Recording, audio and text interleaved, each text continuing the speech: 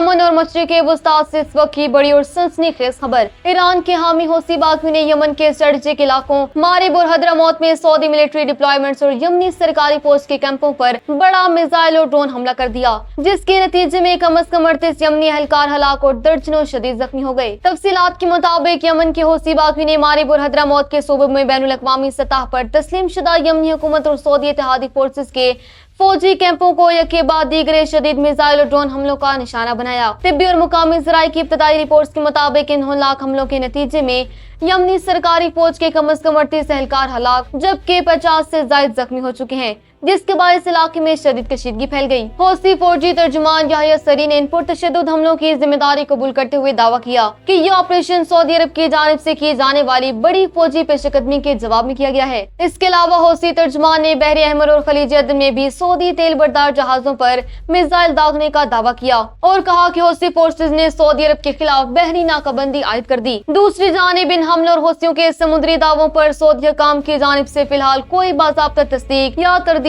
سامنے نہیں آئی، تاہم مارب اور حضرموت کے علاقوں میں ہونے والی شدید خونریزی اور خلیج عدن میں تیل بردار جہازوں پر حملوں کی خبروں سے خطے کا سیکیورٹی ماحول اور عالمی تیل کی ترسیل کے راستے انتہائی غیر یقینی اور خطرناک صورتحال اختیار کر گئے ہیں۔